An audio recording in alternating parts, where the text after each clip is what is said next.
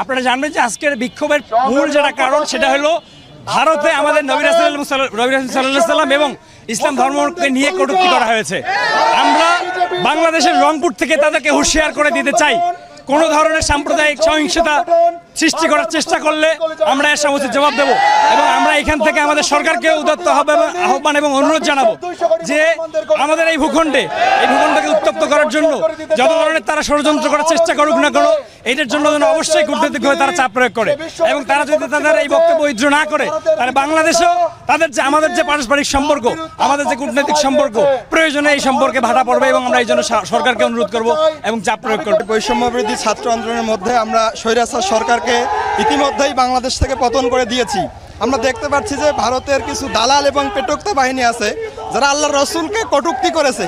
আমরা এই কটূক্তির বিরুদ্ধে আজকের এই বৈষম্যের বিরুদ্ধে যেখানে অন্যায় হবে সে অন্যায় প্রতিবাদ করার জন্য আমরা প্রস্তুত রয়েছি।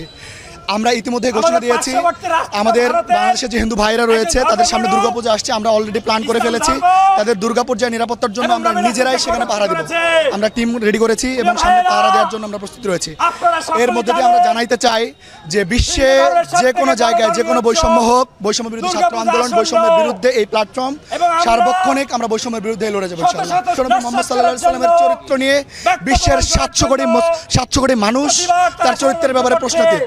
এজন্য আমরা ভারত সরকারকে, এই বিজেপি জঙ্গি সংগঠনকে আহ্বান জানাবো তাদের ইসলাম ফোবিয়া থেকে তাদেরকে বের হয়ে এসে এই বিশ্বনবীকে নিয়ে, ইসলামকে নিয়ে যে তারা যে কটূক্তি করছে বারবার, এই কটূক্তিগুলো থেকে বের হয়ে এসে সঠিক যারা অপরাধ করছে, যারা বিশ্বনবীকে নিয়ে বারবার কটূক্তি করছে তাদের বিচারের দাবি জানাচ্ছি।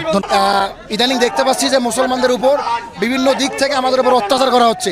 আপনারা সদ্য দেখতে পেয়েছেন ভারতের মহারাষ্ট্রে একজন রামগিরি নামে একজন হিন্দু, তিনি আমাদের রাসূল সাল্লাল্লাহু আলাইহি ওয়াসাল্লামকে নিয়ে কটূক্তি করেছেন।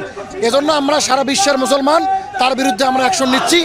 ভারতের পক্ষ থেকে যদি কোনো অ্যাকশন না নেওয়া হয়, এর বিরুদ্ধে আমরা সারা পৃথিবীর সকল মুসলমান আমরা ঐক্যবদ্ধ থাকবো ইনশাআল্লাহ।